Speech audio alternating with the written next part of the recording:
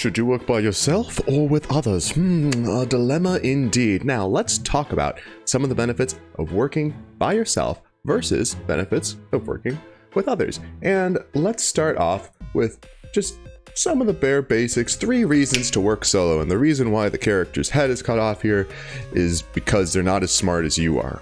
Okay, so the first reason to work solo is no meetings. Now, why would I even mention this? So when you're working by yourself, on the one hand, it can be just really fantastic of, hey, you know what? I don't need to check things by other people. I don't need to confirm things. I don't need to give daily updates. Some people hearing this are already cringing because they're seeing how badly this can also go, but we're going to get to that later. And so you are able to just run full speed ahead. You don't have to worry about getting approval, about making sure that everyone on the team is on board and blah, blah, blah, blah, blah. All that stuff that definitely doesn't matter at all and definitely has no benefits, but we're going to get to those later. So the second reason to work solo is no clash of visions. Now, if you're having a very weird vision or you're just having a hard time communicating it, here's the thing, is that there's a few different aspects here. So one of them is that maybe it's just easier for you to work on your own project all the way through, or at the very least, you can get it to a state where you can start to show it to other people and express the vision. Because sometimes if you're struggling to express your vision, maybe you just need a prototype, and then you can actually show people, here's what I mean, and then they can get it.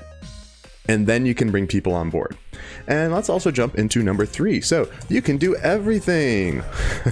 And so this means that if you're really interested in learning the programming side, the art side, the design side, if you're interested in learning all of them, then you have the opportunity as a solo dev to jump into them. And that is really cool. It's a lot of fun for most people. Well, okay, that's not true. It's a lot of fun for most people like me, and I don't know how many of those there are. I don't know what most people is, but it is really cool to be able to touch all these different things and to learn and to grow in them. And so these are 3 great reasons to work solo. Now, something that I really want to bring to point is that all of these things are also 3 reasons to work with others. Let me give you 3 reasons to work with others. So let's start. I swear I've got this figured out. I picked a weird emoji for this. I don't even know what they're doing. I think they're wrestling or something. 3 reasons to work with others. Here's one of them. Meetings. Now you'd be like, why are meetings a good thing? Well, here's the thing, is that when you have those meetings, you can check and make sure that you're working on valuable things. If you're spending too long on a feature that doesn't really matter, you can get called out on it. You can make sure that everybody is working on valuable things. I'm sure that you've been in a situation where you're working on your own project and you're just spinning your wheels on something that maybe doesn't even matter, or that you learn a much easier solution to, and having other people to speak into it is great. Now, of course, you can be a solo dev and you can have groups where you are meeting and talking about your projects. So it doesn't mean that you have nobody, but if you have somebody else dedicated to the project, that's still bigger than somebody else who is off the project talking with you about it, because since they're in the project, they have more of an insight onto it and they can give you more pointed feedback of, hey, well, here was our vision, so let's focus on this. Well, this is what we're actually trying to do.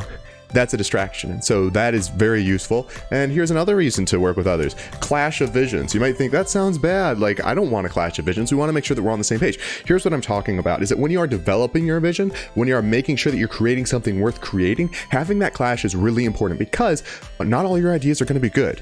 Not all my ideas are going to be good. I've done some really stupid things. Just on my last stream on Twitch, I ended up showing the cringiest videos I've ever done, and I did some stupid things. Like, they're terrible ideas, and everybody has those. Nobody has only great ideas, and so having a clash of visions can be a great way to finding the best ideas, because not every idea you have is going to be great. Now, on the other hand, if you have an idea that is great and it's hard to prove or to show, then this is fantastic to work by yourself, because you get to kind of prototype and prove that out. But a clash of visions is a really great way to find a better vision, to find a better path. And here's the third thing. You can't do everything. You're not as good at everything as other things. There are things you're not as good at. So for myself, I'm pretty good at programming. Now, here's something that I'm not as good at: audio.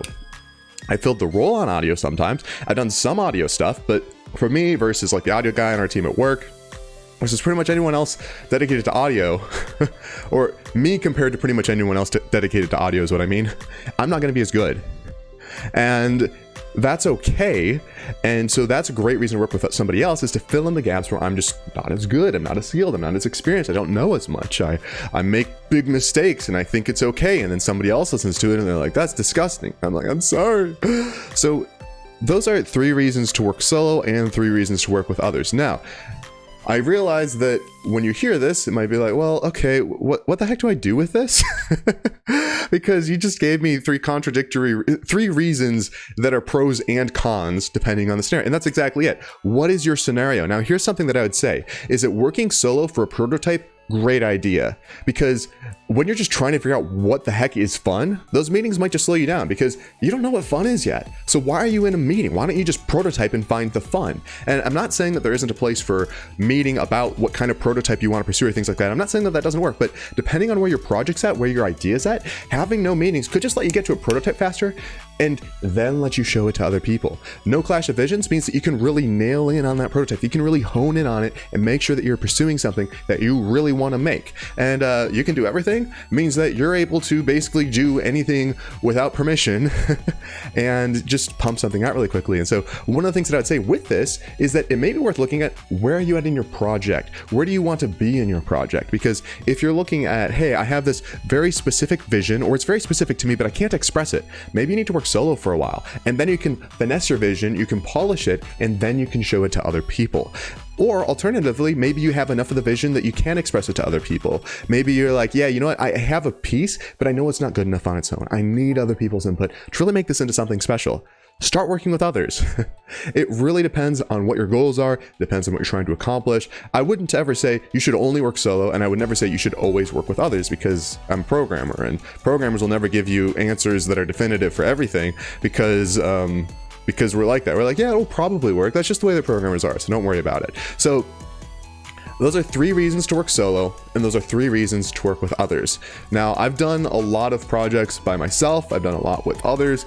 In some cases, it has been working on my own projects with other people. In some cases, it has been working on other people's projects with those other people. One thing that I would say that could be that I think is important is, if you are not willing to work on other people's projects, and collaborate with them, then you might not be ready to have other people working on your project, because there's a collaborative aspect and also an aspect of compromise and making sure that you are doing something that everybody is on board for. If you are leading a team, that is not your excuse to boss people around. Ideally, that is, you are all making something great together, because you are greater than the sum of your parts in a team. And so you want to make sure that you are all contributing, that you are all building together and making something great. Leader of Dark Knights was great at this. In general, honestly, a lot of the things that I have done have been very much like working with people where my impression has been, and maybe this is the way that I sell it, and so this is on me, is I sort of throw things over the wall, and I'm sort of like, okay, so here's where the project's at, the programming's done, a bunch of stuff is done, we need art, we need audio. And I don't know if that's the best way to do it. That's something that I found has just been an easy way to bring people on, and then I know that the project is getting done. I don't have this kind of fear of, well, what if I can't put in the time to finish it, or things like that. It's like, it's pretty much already finished, so that's relatively easy. But yeah, you can work solo for a bit, you can work solo throughout the whole thing. Here's a bunch of solo mini game jams I've done, here's a bunch of game jams I've done with other people. And the big thing is, what are your goals? What's the best way to accomplish them? And think about where you're at in your project. I think that starting a project solo, especially if you're already solo, that can be a great way to build out a prototype, and also that lets you prove it out to other people. Because if you're trying to build a team, like maybe you're just like, I don't even know who to connect with yet, then trying to build a team with just an idea, good luck. You're just the idea guy at that point, and that nobody cares. I don't know if I ought to say it that way, but in general, people are not going to get on board with just the idea unless you've proven that you can finish projects before. Then they might. But you need, if you have a prototype, even if it's a very rough prototype, maybe you're like, yeah, like you can run and shoot. We're trying to have all these abilities in the game, but at least you can run and shoot. At least have some prototype. Ideally something that shows the core concept of your game and really gets that across. That helps to sell the vision and for you to bring other people on board. I actually have a whole video, and I don't think I'll be able to find it quickly, but it's basically, hey, here is what is it called? How to find great volunteer teams, something like that. And I think that will help you with, well, finding great volunteer teams, I guess. I guess that's basically what it's about. And so I strongly recommend, if you're trying to figure out, hey, who do I work with? Why should I work with them? Who do I not work with? How do I avoid freaky people? Because I've joined teams that were frat houses, and I've also joined teams that were just really great experiences that I wouldn't trade for anything. So let's see, where is it? What's the name of it? I want to show it on screen because I feel like that's helpful. Let's see here. How to join great volunteer Game dev teams. Here we go. Look, it's my face, which you can already see. It's not my face yet. That's my face. Yeah, that I didn't shave. Sometimes I still don't shave. I feel gross when I don't do that. Anyway, that's all I've got for you today. Feel free to ask any questions, and I know there's a lot more that we could jump into here, and I would love to answer any specific questions. If you have anything that you've also seen that you want to focus on as a benefit or an advantage or disadvantage to working solo or on a team, feel free to drop it in the comments. I hope that you have a fantastic rest of your weekend. Take care.